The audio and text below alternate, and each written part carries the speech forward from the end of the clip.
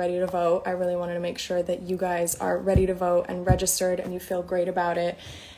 So today I'm going to be adding Jon Favreau into my live. He is an awesome guy. He is with Vote Save America. He also has a podcast called Pod Save America. He was former President Barack Obama's chief speechwriter. He's a really cool dude. I'm super excited to talk to him and ask him all the questions. Vote Save America and I have put together a list of questions that I have here that we are going to ask him. They are questions that I've had, and I hope that they are maybe questions that you guys have had. And he's just gonna update us on everything and give us all the information that we know. I'm super excited. If you guys haven't already, visit votesaveamerica.com. I'm actually gonna pin it in my comments right now. You guys should really check it out. This is my first time living, so bear with me.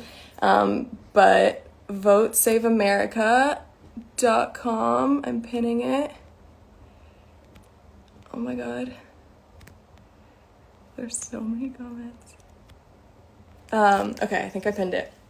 But if you check out votesaveamerica.com, it is amazing. They have so much information. I know that I've run there when I feel that I need some information, and they kind of have everything. You can actually register to vote there, so if you haven't already, I would check it out. But yeah, I'm going to figure out how to add Jon now.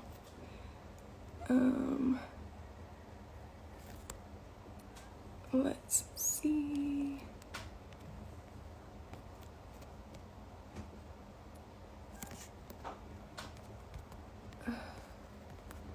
This is my first time living.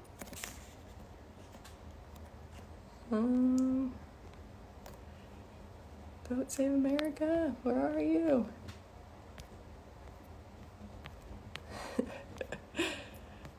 Well, hey, go register, go vote when it's time.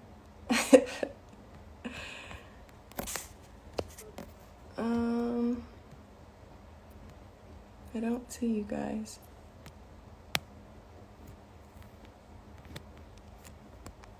Hold on.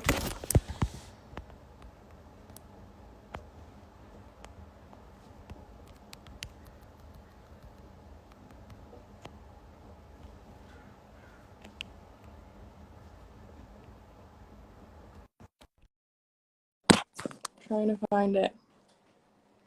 Bear with us, guys. We're waiting on Jon and Vote Save America.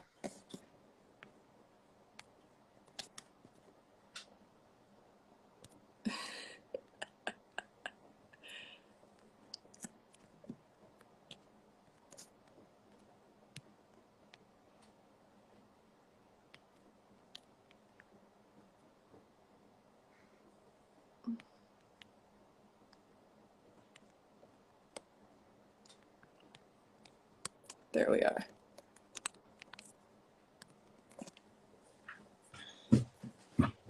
I requested them, so we'll see when they come through.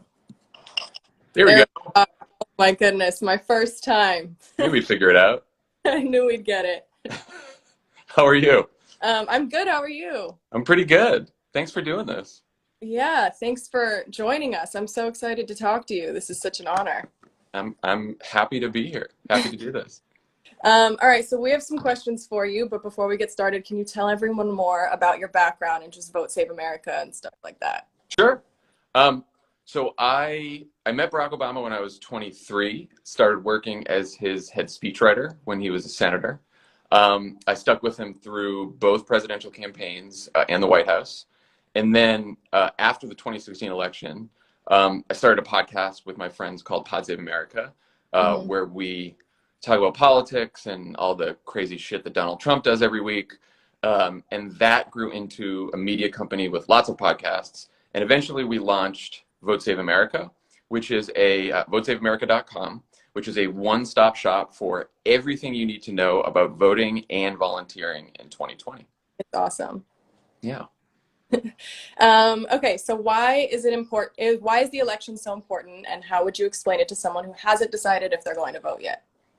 So if you don't like what's happening in America right now, I honestly think that this election is your last chance to change it.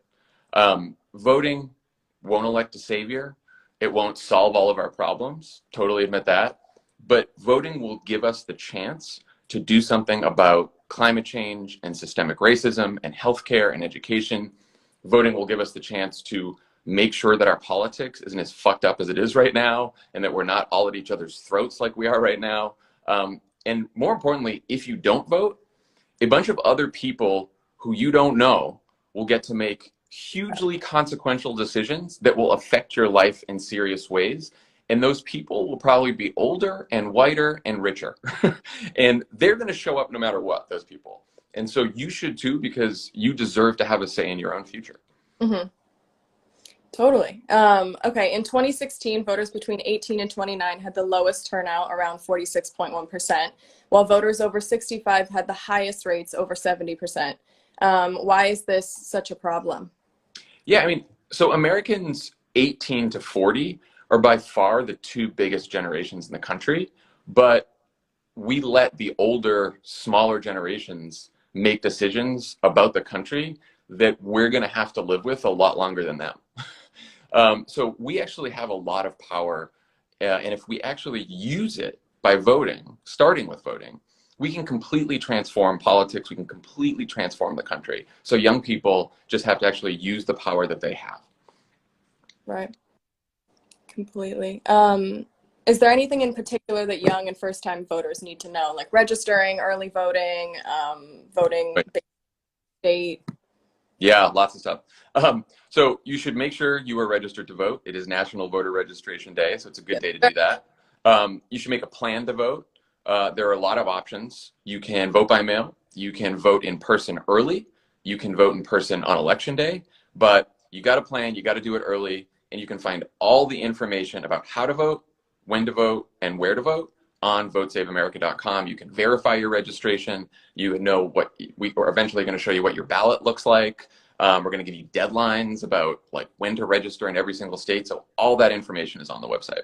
Which again, I have pinned. So if you haven't yet registered, go to my pin, click on the votesaveamerica.com link, and we can get you settled there. What are the major issues in this election, and how should you educate yourself about those issues / the candidates?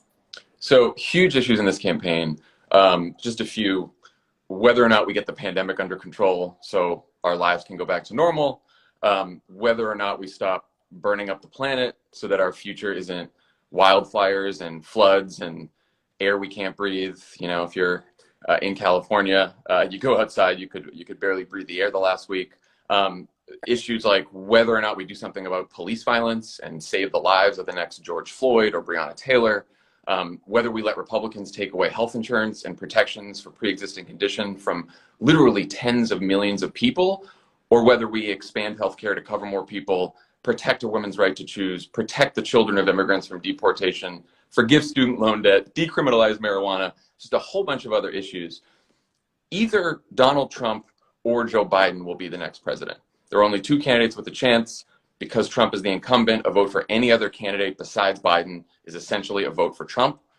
And there have never been two candidates who've had such different positions on just about every single issue than Trump or Biden. And if you want to compare their positions on every major issue, we have a pretty easy to understand side by side on votesaveamerica.com. Yeah, you were talking to me about that yesterday. It's actually really interesting. It's pretty handy. Can you explain voter suppression and how it works? Yeah, so voter suppression is when politicians make it harder for you to vote because they are scared of what happen if you do. They're scared of what will happen if you vote. And so in a lot of states, Republican politicians have passed laws to purge people from the list of registered voters, shut down voting locations, throw away ballots if your signature on the ballot doesn't perfectly match your ID. It's horrible. But the purpose of voter suppression is to make you think it's not worth voting, so you'll stay home. Mm-hmm. Voter suppression can't work if you double check your registration, make a plan to vote, get all the info you need on Vote Save America. It can't work if you decide that you are determined to vote. Right. That's how you beat voter suppression. Show up. So vote. Do it. How does the Electoral College work? Is your vote more important in some places? So the presidential election isn't a national popular vote. It's it's 50 individual state contests where the winner of each contest gets a certain number of electoral votes, and that gets determined by a state's population. You hit 270 electoral votes, you win the presidency. And because there's a group of states that usually go Democrat and a group of states that usually go Republican, that makes the remaining group of swing states extra important to the outcome of the presidential race. This year, the closest states are Pennsylvania, Wisconsin, Michigan, Florida, Arizona, and North Carolina. But people should know that voting isn't just about the presidency. Like, no matter where you live, you'll be able to vote for your members of Congress, maybe your governor, your state legislators, your local district attorney, a whole bunch of other offices that have a huge impact on people's lives. So your vote is important no matter where you live. Perfect. What else should we be paying attention to aside from the presidential race? Why do we need to win the Senate? Why is it important? I feel like you kind of... Yeah. I mean, the U.S. Senate is up for grabs this election. So, Republicans control it now. Democrats could easily flip the Senate. If Joe Biden wins, the only way he'll be able to get anything done, pass legislation, nominate Supreme Court justices, is with a Democratic Senate. If Trump wins, the only things that will be able to stop him from doing anything he wants are a Democratic Senate and a Democratic House. So voting for your senator and your House member are incredibly important. I also want to say, there's a lot of local offices that are important. We've talked a lot this year about criminal justice and police brutality and racism, and a lot of these decisions about who to charge with crimes, what police officers can do, they get made on a local level with district attorneys and sheriff's offices, and all of those races are on the ballot too. So don't sleep on local elections. They're super important. Yeah. If I'm already voting, is there anything else I can do to affect the outcome of the election, like volunteering or? Yeah, there's a lot. You can register voters. You can make phone calls, send texts, persuade all your family and friends and colleagues to vote. If you are young and healthy, you can volunteer to work at the polls on election day. Usually older people work at the polls, but that's very dangerous for them to do this year because of the pandemic. And so if we don't get enough volunteers to work at the polls, polling locations will close and people will have fewer opportunities to vote. So sign up to be a poll worker. You can do that on Vote Save America as well.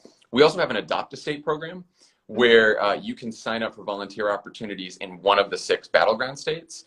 And just to give you an idea, about 250,000 people have already signed up to volunteer and adopt one of those 6 battleground states.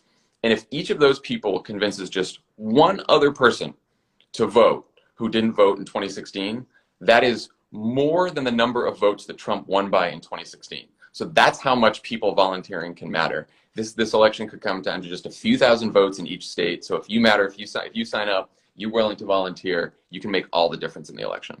Yeah. Well, thank you so much. This has been actually really helpful. I'm learning Well, if you have any other questions, let us know on Vote Save America. We're happy to help, and we really appreciate you, Kendall, using your platform to help educate people about voting. Yeah, of course, and thank you so much for coming on. What an honor. And yeah, I'm thank you. Well, thank you, and have a great day. Take care. You too. All right, bye, Kendall. Bye, guys.